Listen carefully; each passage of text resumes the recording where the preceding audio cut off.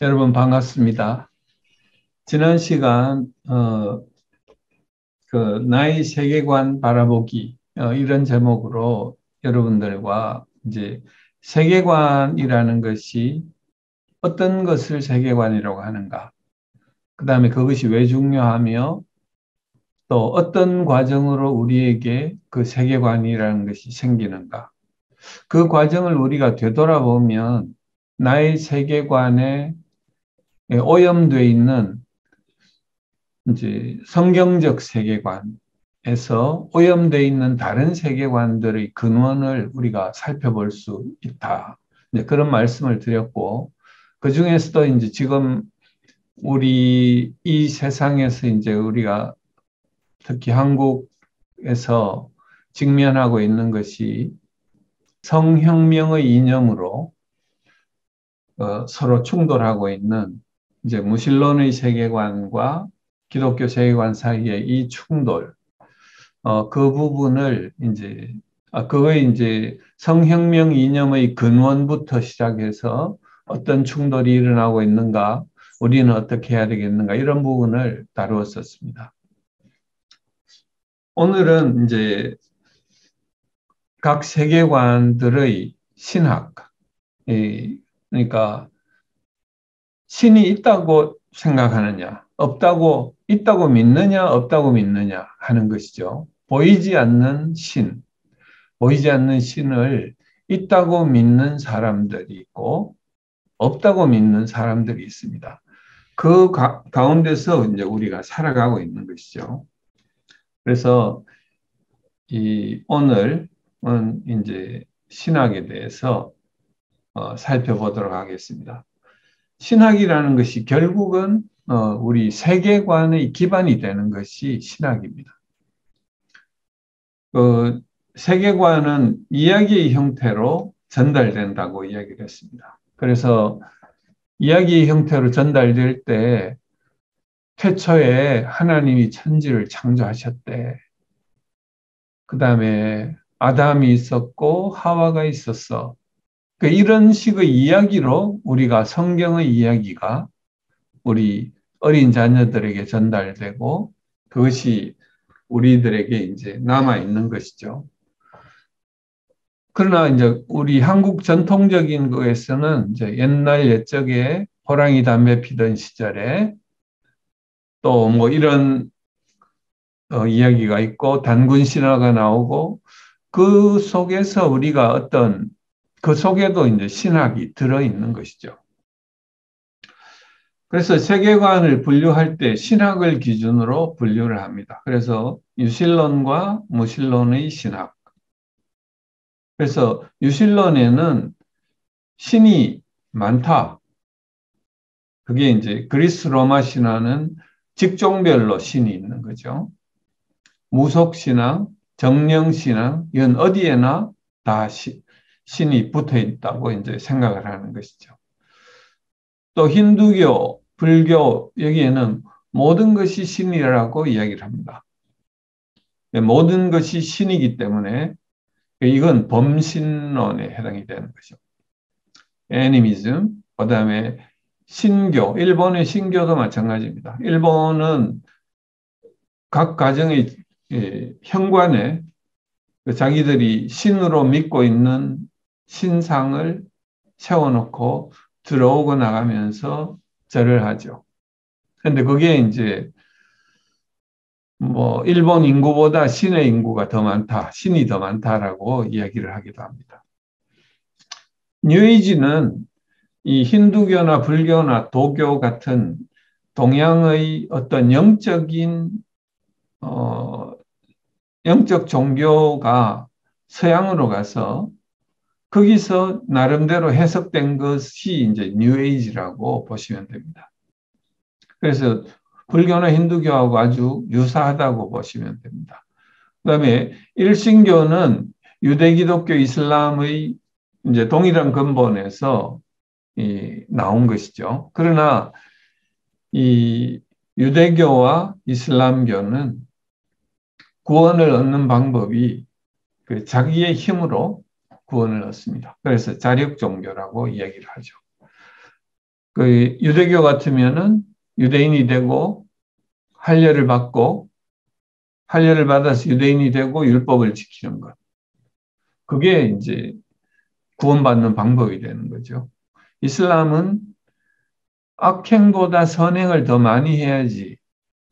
나중에 죽어서 알라 앞에 갔을 때 오른쪽 어깨에는 선행을 기록한 진이가 있고 왼쪽 어깨에는 악행을 기록하는 진이가 있는데 그 기록한 거를 이제 천평저울에 양쪽에 얹었을 때 더 무거운 쪽, 그러니까 선을 더 많이 했으면 천국으로 아니면 이제 지옥으로 이렇게 간다고 이 사람들은 이제 믿고 있습니다. 그러니까 자기 힘으로 구원을 얻기 위해서 노력을 하는 것이죠. 기독교는 어떤 선행도 구원을 얻을 수 없다. 오로지 예수 그리스도의 십자가의 복음으로 우리가 구원을 얻을 수 있다고 하는 것이죠.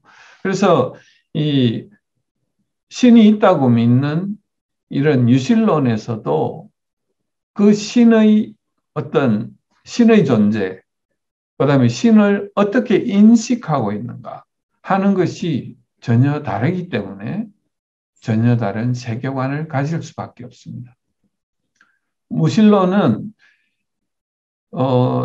그 서양에서의 이제 전통적인 세계관이 이제 기독교였다면 그 기독교가 이 계몽주의 시대를 지나서 19세기 이 근대로 넘어오면서 모던 타임스로 넘어오면서 인본주의와 공산주의라는 이 쌍둥이 같은 게 이제 태어납니다. 그래서 이건 이제 둘 다 무신론을 기반으로 하고 있고 진화론과 또 유물론, 변증법적 유물론을 근본으로 해서 이제 각각 만들어진 것들이죠. 그 다음에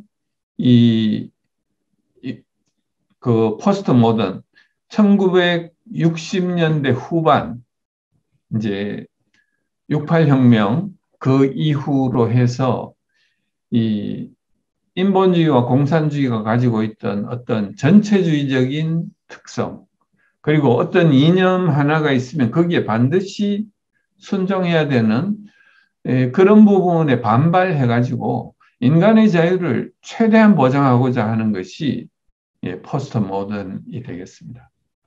그래서 포스트 모던은 우리가 사사기에 나오는 것처럼 그 이스라엘에 왕이 없어 사람들이 각자 자기 소견에 오른 대로 자기 소견에 오른 대로 행하는 것이 포스트 모던이라고 보시면 되겠습니다. 그래서 이 비교를 할 때 각각의 대표로 뉴에이지와 이슬람과 기독교 그리고 인본주의, 공산주의, 포스트 모던 이렇게 6가지 유신론 3가지, 무신론 3가지. 그리고 이제 우리가 한국에 살고 있고 한국에서 또 자라고 가신 또 외국으로 선교사로 나가신 분들이니까 이 한국의 전통적인 세계관은 이제 조선시대가 유교적인 배경을 가지고 있기 때문에 이 무신론이고 한국은 전통적인 세계관이 이제 유교, 불교라고 이야기를 할 수 있습니다. 그 부분에 대해서도 간략하게 한번 살펴보도록 하겠습니다. 먼저 이제 그 신을 이야기할 때 신의 존재와 그 다음에 우주의 존재 혹은 이 세상의 존재 거기에 대해서 그게 어떻게 존재하게 됐을까 이런 거에 대한 질문 존재의 근원이 무엇인가 하는 것에 대한 그 질문이 존재론이라는 철학의 한 분야가 되겠습니다. 스티븐 슈왈츠는 무신론과 유신론이라는 것은 그냥 단순한 신념이 아니다. 존재 전체를 바라보는 2가지 방식이다. 이렇게 이야기됐습니다. 유신론은 그 존재의 너머, 우리가 보고 있는 어떤 것들의 그 너머에 진정한 실제, 그 진정한 실제라는 게 이제 real, 그 진정한 리얼리티를 이제 실제라고 이야기를 합니다. 진짜가 뭔가, 그리고 그 실제가 보이는, 그 실제가 이 보이는 존재, 우리가 지금 보고 있는 존재의 의미를 부여하고 있다고 생각하는 것이 유실론입니다. 그러니까 그 진정한 실제를 신이라고 생각을 하는 것이죠. 그러나 무신론은 존재 너머에는 아무것도 없다. 우리가 보는 것 너머에는 아무것도 없다고 생각하는 것이 무신론이 되겠습니다. 그리고 제임스 사이어는 그의 책인 이 Naming the Elephant, 코끼리 이름 짓기라는 책인데 그 코끼리 어린 아이가 있었어요. 한 서너 살. 근데 어딘가에서 이제 듣기를 지구가 이제 태양의 주위를 돌면서 이제 공중에 떠 있다는 이야기를 이제 들었나 봐요. 그래서 아빠한테 와서 아빠, 지구가 공중에 떠 있다는데 지구를 그러면 누가 받치고 있지? 그 아빠가 이제 자기 나름대로 아는 그걸로 이 만류 인력이라는 게 있고 태양과 지구 사이의 어떤 인력과 또 원심력과 그 사이의 적절한 위치에 뭐 이렇게 설명을 하려고 보다 보니까 서너 살 된 아들이 그걸 알 리가 없잖아요. 그래서 처음에는 뭐 조그마한 동물, 그래서 이제 뭐 개, 고양이 뭐 이렇게 하다가 점점 더 이런 이야기를 했는데 아이가 그 이야기를 듣고 나갔다가 다시 와서 그러면은 개들은 누가 바치고 있지? 그 점점 빨라집니다. 나갔다가 들어와서 그 다음엔 낙타가 점점 더 큰 동물로 갔다가 최종적으로 가장 크다고 생각되는 코끼리까지 갑니다. 그러면 그 다음에는 아빠가 이제 야단을 치죠. 모르겠어. 코끼리가 가장 크니까 코끼리인 거야 하고 이야기를 했는데 그러면 너의 코끼리는 무엇인가 하는 것입니다. 그게 이제 이 책이 하는 질문이에요. 그러니까 존재의 근원, 그것을 묻는 것이죠. 보이지 않는 존재의 원인을 우리가 무엇으로 믿느냐 하는 것입니다. 그 다음에는 그 실제, 진짜 실제가 있다면 그 실제를 우리는 어떻게 알 수 있는가? 그 신의 존재를 어떻게 알 수 있는가? 기독교에서는 계시를 통해서 알 수 있다고 이야기합니다. 일반 계시와 특별 계시가 있는데 일반 계시는 이는 하나님을 알만한 것이 그들 속에 보입니다. 믿는 자나 믿지 않는 자나 모든 사람 속에 그게 보인다는 것이죠. 하나님께서 이를 그들에게 보이셨느니라. 보여가지고 분명히 보여 알려졌나니 그러므로 핑계하지 못할지니라. 모든 사람이 알도록 하나님이 심어주셨다는 거죠. 그것이 일반 계시입니다. 신이 존재하는 것을 누구도 부인할 수는 없다. 그냥 이제 자기가 알려주셨음에도 불구하고 부인하는 것이라는 거죠. 로마서는 그렇게 우리에게 이제 이야기를 하고 있습니다. 그 다음에는 기독교에서는 하나님은 어떤 분인가 하는 것을 성경을 통해서 구체적으로 우리에게 이야기를 해주고 있습니다. 그게 이제 특별 계시죠. 성경 전체가 이야기를 하고 있는데 그 성경 전체가 이야기하기를 그 예수 그리스도로 수렴이 되는 것이죠. 예수 그리스도를 예언한 구약과 예수 그리스도를 전파하는 신약, 그 중심에 예수 그리스도가 있습니다. 가장 특별한 계시가 예수 그리스도인 거죠. 하나님이 직접 우리에게 스스로를 드러내셨기 때문에 인간의 모습으로 그게 이제 기독교의 인식론의 기반이 되는 것입니다. 이슬람은 이제 코란, 하디스, 순나 등 이제 이슬람의 경전을 통해서 알 수 있다고 하고, 그 다음에 이슬람의 전통, 이것은 무함마드로 이야기되는 그 이슬람 최고의 선지자가 어떻게 행동했는가, 그 사람의 행동에 따라 가지고 그걸 따라가는 것이 그 글을 통해 가지고 알라가 어떤 존재인지를 알 수 있다고 이야기를 하는 것이죠. 힌두교나 불교도 이제 그들의 경전을 통해 가지고 신이 어떻다는 것을 이야기를 합니다. 그러나 여기에는 신이 너무나 많기 때문에 주된 신이 셋이 있어요. 셋이 있지만 창조의 신, 유지의 신, 파멸의 신 이렇게 세 종류의 신이 있지만 그 외에 모든 것이 신인 거죠. 결국은 이제 나도 신이고 너도 신이고 그 모든 짐승이 신성을 가지고 있다고 생각하기 때문에 죽이면 안 된다고 생각을 하는 것이죠. 그래서 그리고 이제 이게 이제 유실론에서는 그 경전을 통해서 그 전통을 통해서 알 수 있다 이렇게 이야기를 하는데 무신론은 신의 존재를 부인하기 때문에 이런 모든 인식론적 방법론을 거부하는 것이죠. 성경 나는 읽기 싫어. 읽기 싫고 신은 존재하지 않아. 라고 우기는 것이 이제 무신론이 되겠습니다. 그러니까 이제 신의 존재를 이야기하는데 어떤 초자연적인 존재를 우리가 믿고 있는가?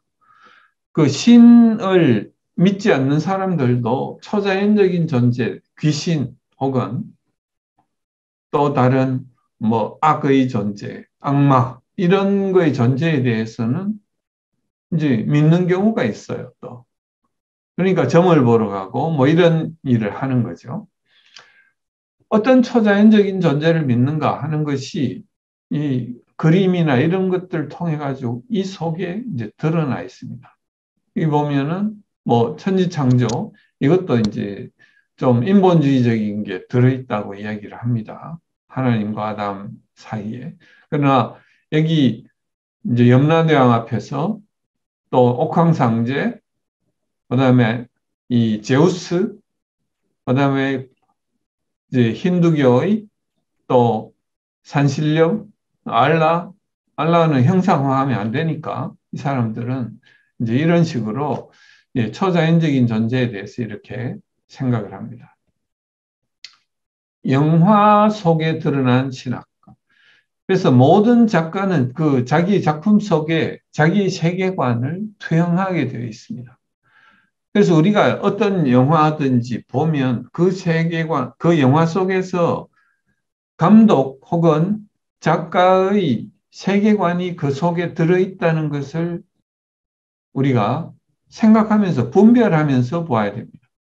예를 들어서 이제 한국 영화 중에 전우치, 그다음에 별에서 온 그대, 도깨비, 신과 함께 이런 영화들이 있는데 그 속에 보면은 이제 초자연적인 존재가 나타나는 것이죠. 이건 도교적인 색채를 여기도 그 비슷합니다. 한국의 것들이 이제 도깨비, 신과 함께 이것도 이제 죽으면 염라대왕 앞에 가는데 이게 그 사람들을 저승사자들이죠. 뭐 이런 것들이 나오는 것입니다. 또 영화 속에도 악의 존재가 드러나는데 그 악마들을 통해서도 이 신의 존재에 대한 이걸 우리가 볼 수가 있습니다. 이 Devil's Advocate이라는 것은 오래전 영화지만 이건 굉장히 복음적인 영화입니다. 내용들은 보면 굉장히 이제 악을 이야기하고 있지만 인간의 연약함과 악의 집요함에 대한 것을 정말 이제 잘 표현했던 영화인 것 같습니다.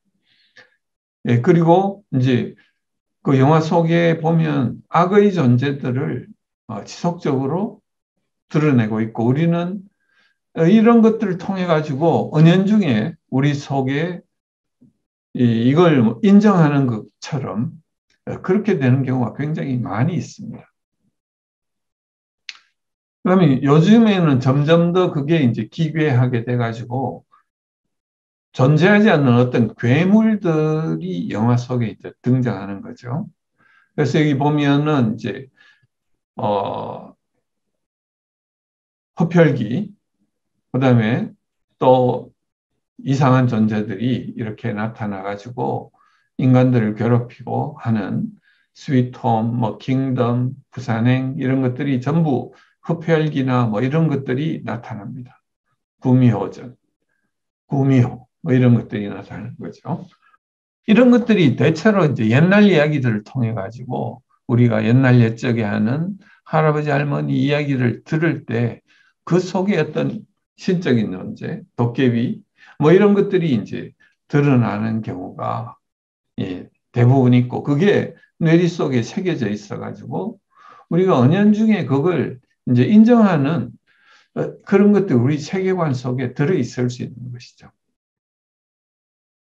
그래, 초자연적인 존재를 인정하는가 하지 않는가, 이것으로 이제 종교가 이제 생기는데, C.S. 루이스는 그의 책에서 이제 고통의 문제의 서론 부분에 나오는데, 이 종교가 어떻게 생겨나는가를 이야기합니다. 단계를 크게 세 단계로 나누는데, 먼저 종교가 생기는 것은 경외감의 대상을 발견했을 때, 그러니까 장엄한 어떤 광경 혹은 두려움의 어떤 대상 이런 것들을 발견했을 때 경외감의 대상을 누미노제라고 이야기를 했습니다. 누미노제는 그 경외감의 대상입니다. 그러니까 뭐 큰 바다나 산이나 사람이 죽는 동굴이나 뭐 이런 것들에 대해서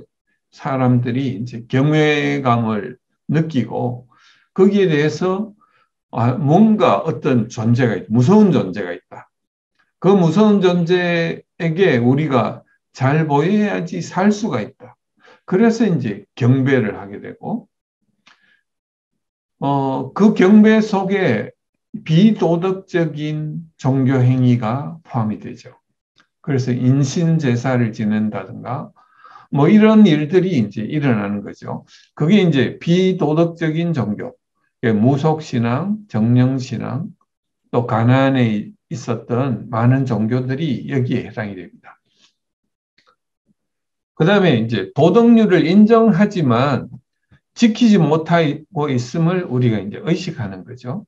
이것은 이제 비도덕적인, 비종교적인 도덕에 해당이 됩니다. 우리는 뭔가 하나님이 심어주신 그 양심으로 인해 가지고 우리가 뭔가 기준이 있는데 그걸 지키지 못하고 있음을 인간들이 전부 의식을 하고 있다는 거죠. 그리스 철학이나 유교 철학 같은 이런 비종교적 도덕들이 우리에게 이제 있는 것이죠. 그래서 그걸 따라야 되는데 못 따르니까 못 따를 경우는 우리가 항상 왜 그렇게 했는지를 주절주절 설명을 하고 있어요. 설명 안 해도 되는데 뭔가 잘못한 거를 자기가 알기 때문에 변명을 하게 된다는 거죠. 세 번째가 이제 이 경외감의 대상과 도덕률의 수호자가 동일한 존재가 될 때, 그때 이제 도덕적인 종교, 소위 이야기한 고등 종교가 탄생하는 것입니다. 이게 이제 큰 종교들이 대부분 이제 여기에 속하는 것이죠. 기독교나 유대교나 그다음에 그 이슬람이나 불교, 힌두교도 마찬가지입니다. 거기서 이제 도덕률을 제시하는 그 존재와 경외감의 대상이 동일할 때 우리가 그걸 이제 고등 종교라고 이야기를 합니다. 그런데 기독교는 여기에서 그 경외감의 대상이며 도덕률의 수호자인 그분이 우리와 함께 하셨다. 그러니까 임마누엘 한 사건이 있었다는 것이죠. 그것이 기독교입니다. 그러니까 예수 그리스도로 이 땅에 하나님이 인간의 모습으로 드러나셨다.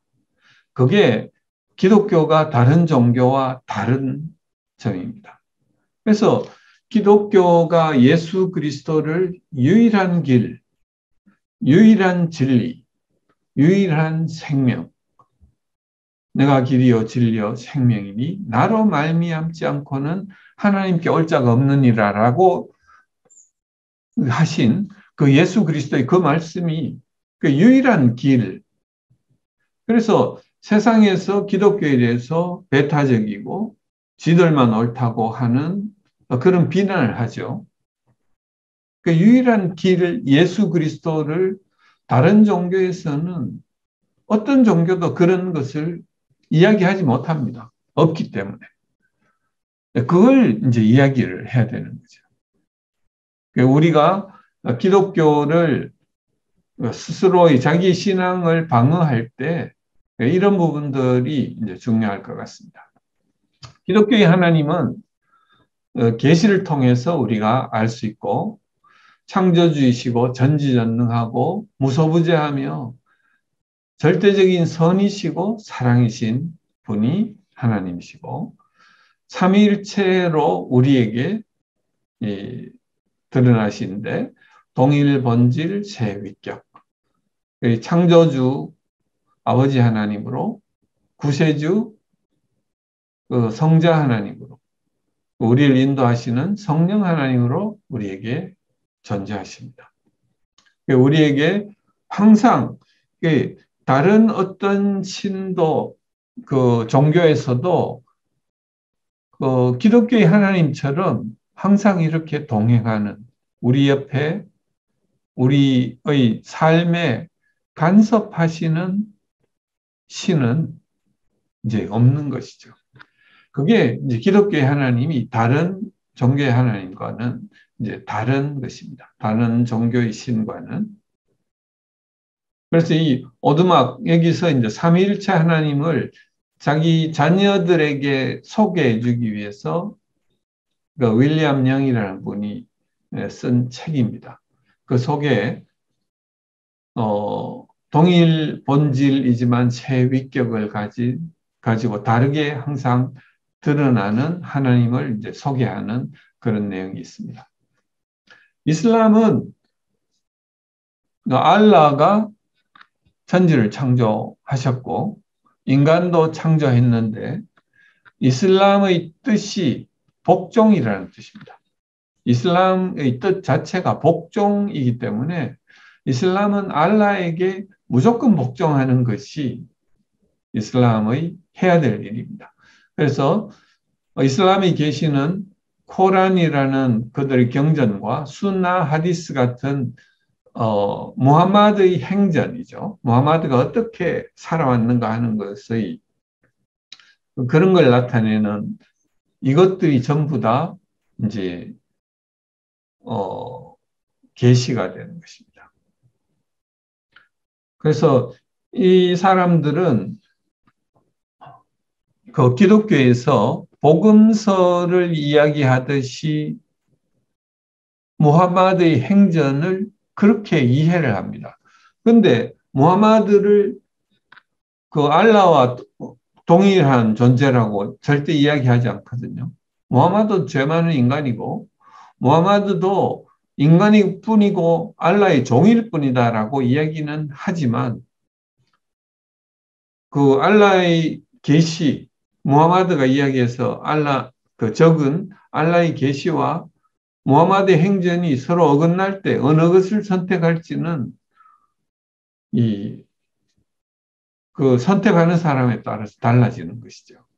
그래서 이런 이제 문제가 있습니다. 여기는 창조주 전지전능하고 이제 유일체, 유니테리언이죠. 그러니까 삼위일체라는 것을 유대교나 이슬람에서는 삼위일체를 이단이라고 이제 생각을 하는 것이죠. 인간과 거리를 둔 신. 그 이슬람의 알라는 인간에게 절대 간섭하지 않습니다. 천사를 보낼지언정 이제 간섭은 하지 않는 거죠. 인간은 신의 종으로서 절대 복종해야 된다. 그 이슬람의 5기둥은 오직 신은 알라뿐이다. 무하마드가 최고의 선지자다. 그 선지자에는 노아, 아브라함, 모세, 예수가 있다. 그 다음에 알라는 선한 천사와 악한 천사를 다 창조했다. 코란은 신의 온전한 최후의 계시다. 뭐 이런 이야기를 합니다. 그래서 각 사람은 죽은 후에 천국과 지옥으로 보낼 그 최후의 심판이 기다리고 있다. 그래서 이슬람은 무슬림은 이슬람을 믿는 사람을 무슬림이라 그러죠. 그러니까 무슬림은 이슬람을 알라를 믿는 이유가 이 심판이 두려워서 믿습니다. 선행을 하는 것도 그러니까 율법적인 원인이 되는 것이죠. 이슬람의 관습의 5기둥은 쉬지 않고 신앙 고백을 해야 됩니다. 신은 알라뿐이고 무하마드는 그의 선지자다. 기도 하루에 5번 정해진 시간에 메카를 향해서 기도해야 됩니다. 라마단 기간에 낮 동안은 금식 금욕해야 됩니다. 수입의 2.5%를 기부해야 됩니다. 성지순례. 평생에 한 번은 자기의 이제 경제적인 그게 될 때 그 성지순례를 해야 된다. 이런 5가지 의무 조항이 있고 이제 이 5가지를 다 못하더라도 성전에 참여하면 지하드에 참여하면 이걸 이제 면제받을 수 있다. 이건 원래는 죄와 유혹에 대한 전투라고 이야기를 하는데 이 무슬림을 대적하는 자, 받아들이지 않는 자들이 그 죄인 거죠. 악이고 죄이기 때문에 무슬림의 대적자들에 대한 전투도 지하드라고 이야기를 하고 오히려 요즘은 이렇게 이야기를 하는 것이죠. 그 다음에 뉴에이지는 불교와 비슷하다 그랬죠. 조나단 아돌프는 인류는 나와 우주가 조화를 나하고 우주가 조화를 이루는 새로운 시대. 그걸 뉴에이지라고 이야기를 했거든요. 그래서 뉴에이지라고 이제 불립니다. 새로운 시대를 우리는 기다린다. 이건 새로운 시대는 어떻게 오느냐? 그 작은 나와 큰 자, 그 우주, 나와 우주가 하나가 되는 것. 그게 이제 범아일려, 이게 그들의 용어로 이 주변의 사물 모두와 내가 하나가 되는 것, 무라일체, 물질과 내가 똑같 하나가 되는 것. 환경보호운동, 요가, 명상, 단전호흡, 참선 이런 것들이 이 뉴에이지에 지금 이제 드러나고 있죠. 이거는 이제 우주와 내가 합의를 하기 위해서 하나가 되기 위해서 하는 이제 행위이고 심지어는 이제 환각제 사용도 이 하나가 되기 위해서 깨달음을 얻기 위해서 내가 우주하고 똑같다는 것을 깨닫기 위해서는 환각제 사용도 괜찮다라고 얘기를 합니다. 그리고 이들은 이제 전통적인 이제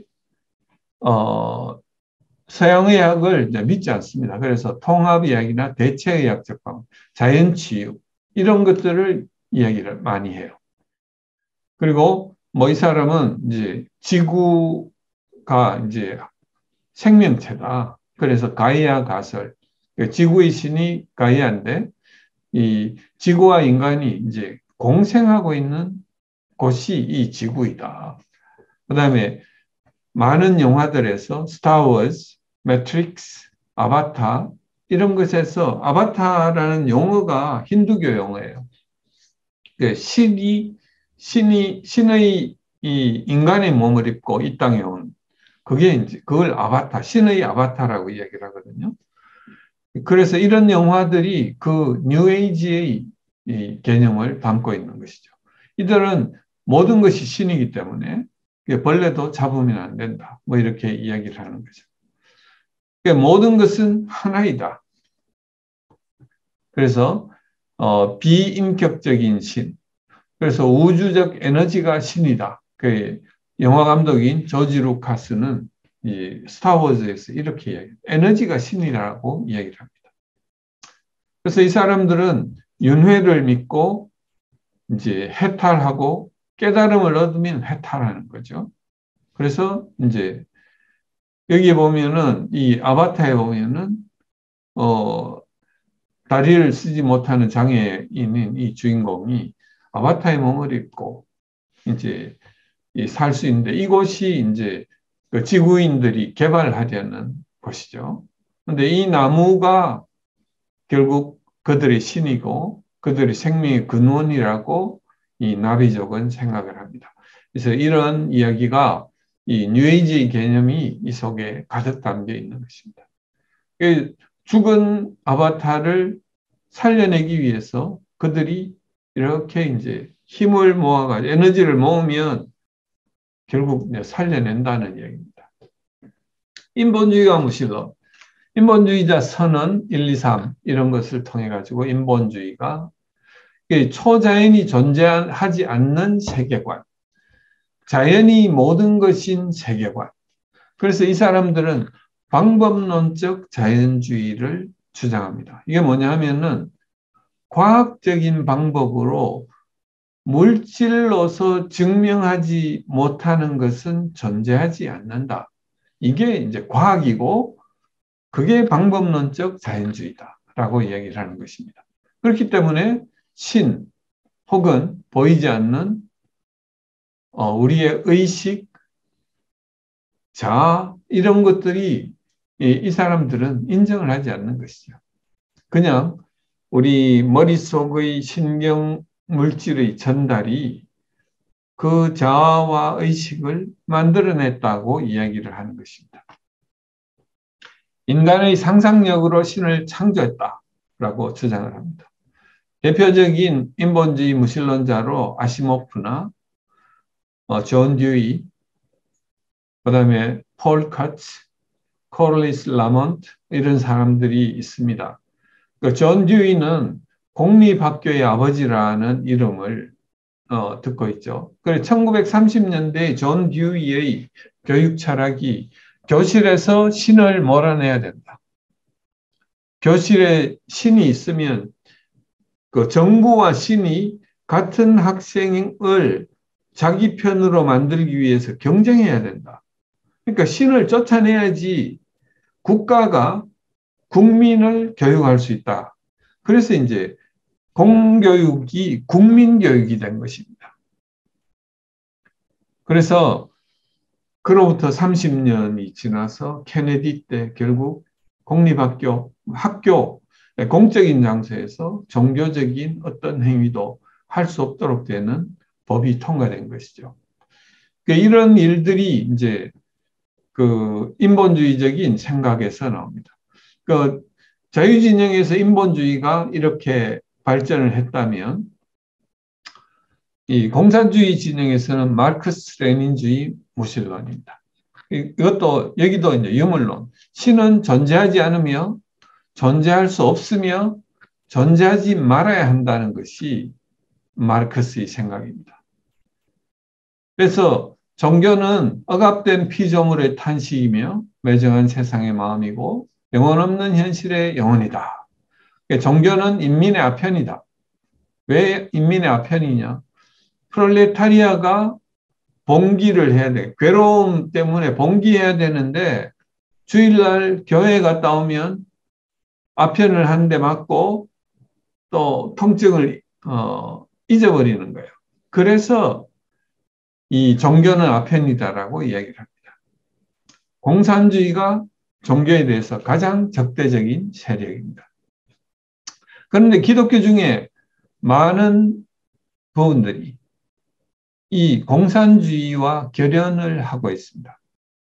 그 해방신학, 메리놀회, WCC 이런 쪽에서 누구든지와 이제 결합하는데 대부분의 경우는 그들의 통일전선 전술에 휘말려 들어가서 이용당하고 나중에는 제거당하는 그런 과정을 겪게 됩니다.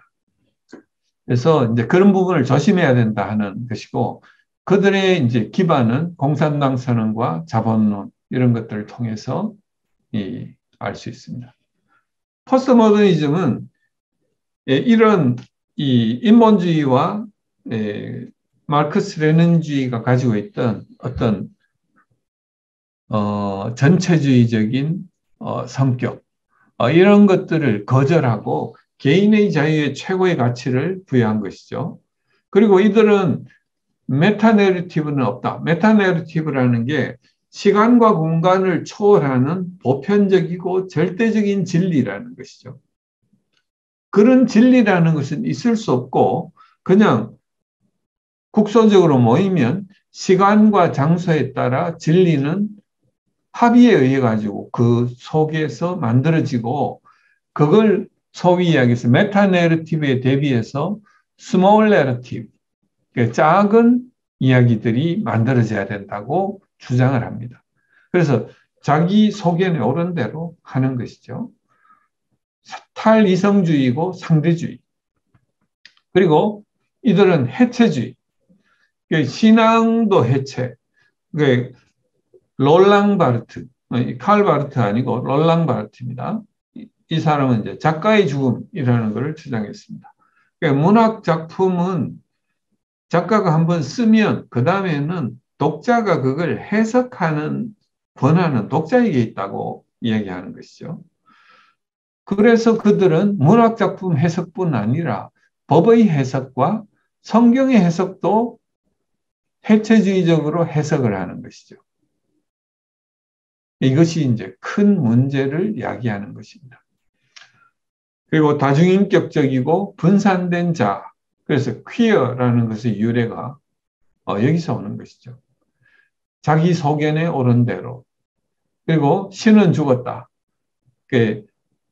기독교 속에도 이 포스트 모더니즘이 많이 들어와 가지고 탈보수주의를 주장하는 기독교에는 이 포스트 모더니즘적인 자유, 절대적인 것은 없다라고 주장하는 이 포스트 모더니즘이 기독교 속에 들어와 가지고 기독교인 양, 새로운 기독교인 양 주장하는 경우가 많습니다.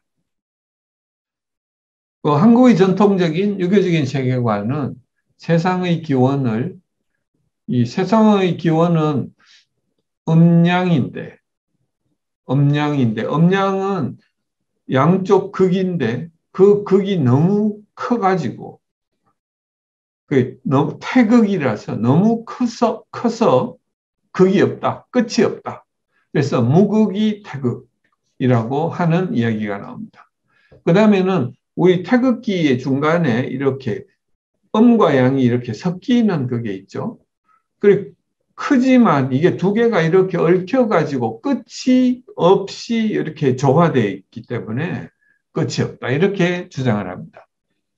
여기에서는 이와 기는 이제 이는 원리이고 기는 이제 기운입니다. 그래서 이와 기인데 이는 사단이고 사단은 인의 예지, 칠정, 기는 칠정인데 이것은 이성이고 이건 감정입니다. 희노, 애구, 애오, 욕 이런 감정을 나타내는 것. 기뻐하고 노하고 슬퍼하고 두려워하고 사랑하고 미워하고 또 갖고 싶어하고 이런 감정을 이가 기를 잘 다스리지 못하는 것이 세상 속의 문제라는 것이죠. 감정을 이성이 잘 다스려야 되는데 그러니까 여러분들 속에도 이런 게 은연중에 있지 않습니까? 그러니까 선비는 물음직이 자기의 감정을 빨리 드러내면 안 돼. 이걸 억누르고 이성으로 잘 억누르고 그렇게 살아야 돼. 이게 이에 의해서 기가 잘 다스려지지 못하는 것이 모든 문제를 이야기하니까 결국은 자기를 수양하여 수기치인 자기를 수양하여 사람을 다스린다. 이게 대학에 나오는 말씀인데 경물치지 성의 정심 수신제가 치국평찬합니다. 이게 그 물건들을 자세히 보고 그 이치를 깨달아서 뜻을 이루고 마음을 세워 바르게 해서 몸을 닦고 또 가정을 가정과 국가와 천하를 다스린다 이렇게 하는 것이죠. 점점 작은 데서 큰 데로 가는 이런 이야기를 합니다. 인간은 어떻게 생기느냐? 음양의 조화로 생기는데 영, 그, 그 양의 영인 혼과 음의 영인 백. 그래서 그 혼백이 혼은 영이고 백은 육신이 되는데 혼백이 만나가지고 생명이 태어나고 그다음에 죽을 때는 혼백이 흩어져서 혼은 허공으로 백은 땅으로 흩어진다.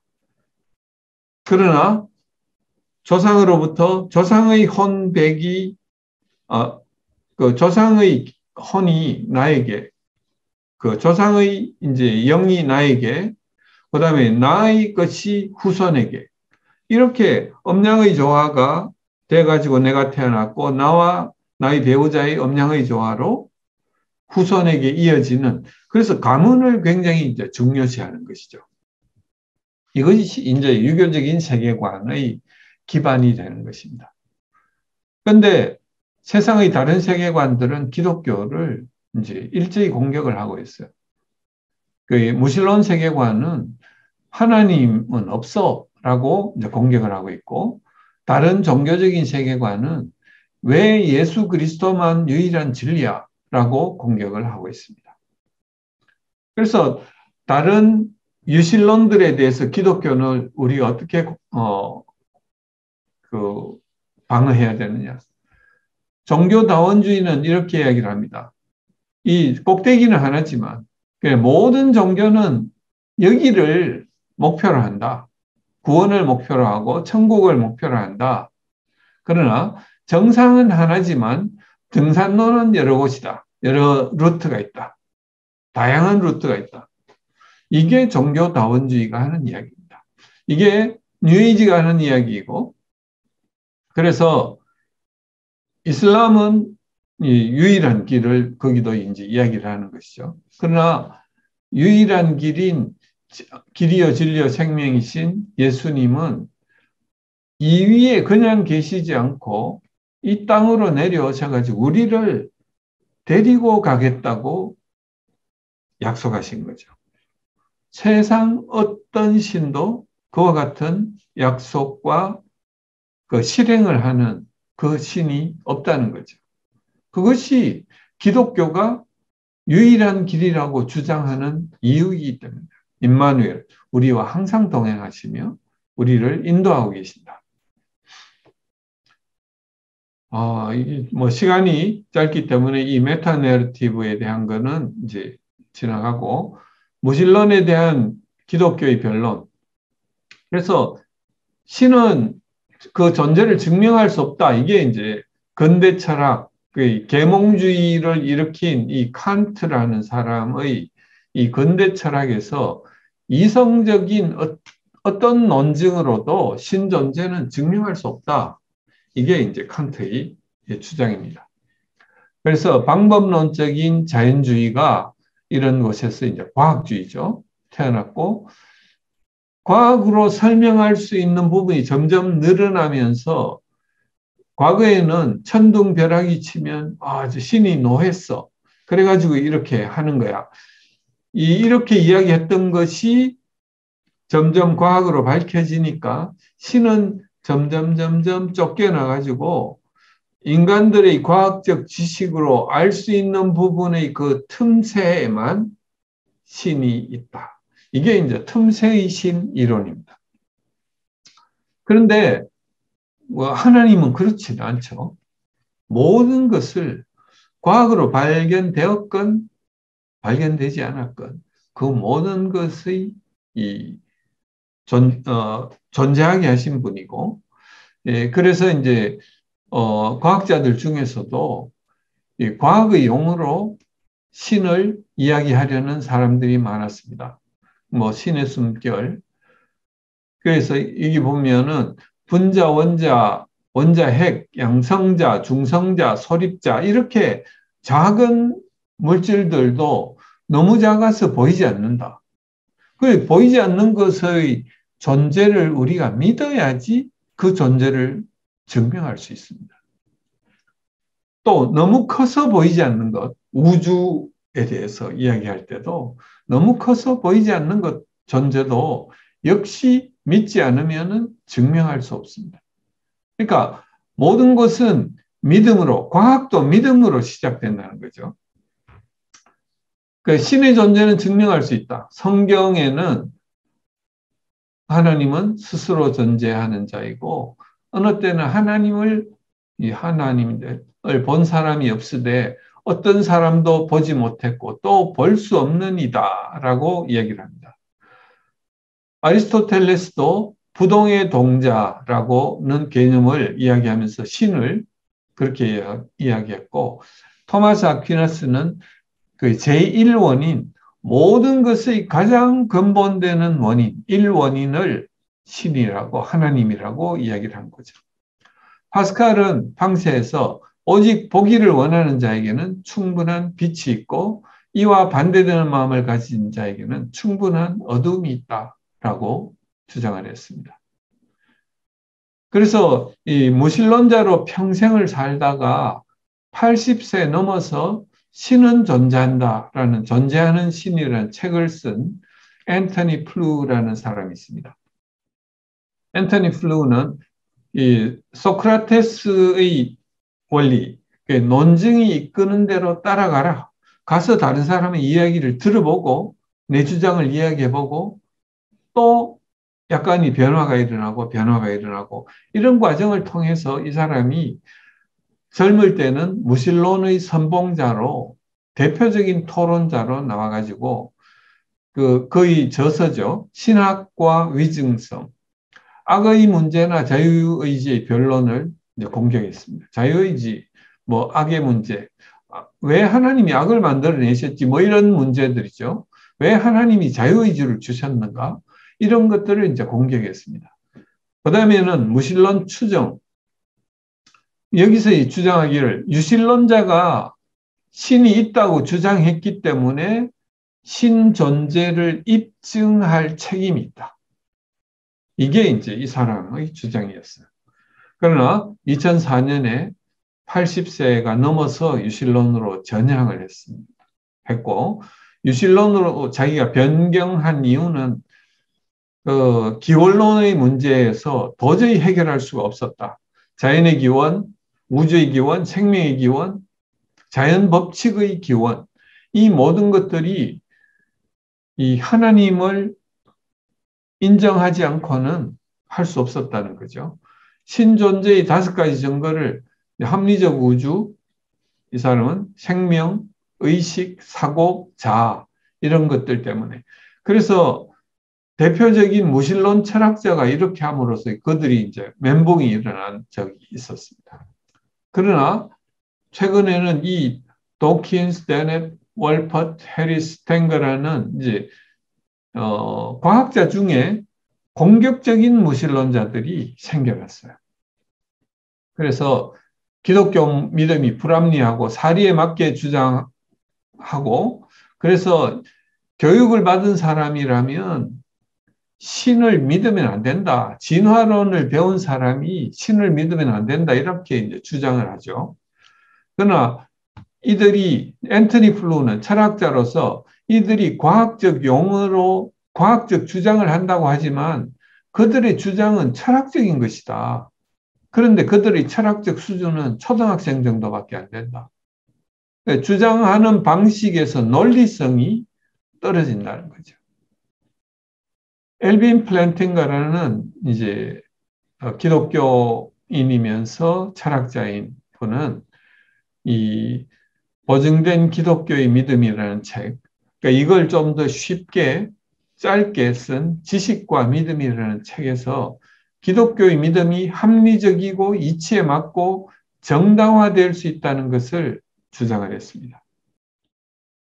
그래서 철학적으로도 주장을 했고, 그 다음에 무신론자들이 이제 굉장히 많은 질문들을 이렇게 합니다. 이건 이제 그레고리 보이드라는 사람이 무신론자인 자기 아버지하고 편지를 주고받으면서 아버지가 이런 질문들을 수십 통의 편지를 통해 서 아버지 질문을 하나씩 하나씩 답한 것을 이 책으로 만든 것입니다.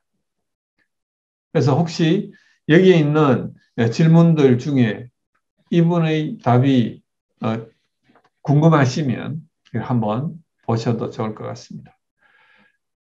그래서 나의 세계관 속에 초자연적인 절대자가 있는가? 리차드 도킨스는 신은 만들어진 신, The God Delusion, 환상의 신이라는 거죠. 팀 켈러 목사님은 Counterfeit Gods. 이건 뭐냐면은 내 머리에서 그냥 생각해낸 신이라는 거죠. 이건 뭐냐면 이 우상을 이야기합니다. 우리가 진짜 하나님을 믿는 게 아니고 자기가 하나님 비슷한 걸 이제 만들어내 가지고 가짜를 믿는 게 아닌가. 둘 다 내용 제목은 비슷한데 이야기하는 것은 반대입니다. 하나님은 우리에게 다림줄을 주셨습니다. 기독교는 절대적인 신, 절대적인 하나님, 우리가 무릎 꿇을 수 있는 절대적인 권위자, 선악의 기준, 진리, 그리고 우리 삶을 인도하시는 그 삶의 기준인 하나님의 다림줄을 우리가 우리 삶의 기준으로 삼을 때 그것이 기독교 세계관, 성경적 세계관이 될 것입니다. 그러나 그 진리, 선악의 기준, 그것을 모든 사람들의 그냥 칼 같은 잣대를 나에게도 들이대지만 다른 사람들에게 들이댈 때 우리는 그들에게 상처를 입히게 됩니다. 그래서 하나님께서는 사랑 가득한 진리를 말씀하시죠. 그래서 사랑이 가장 먼저이고, 그러나 진리가 빠지면 또 안 되죠.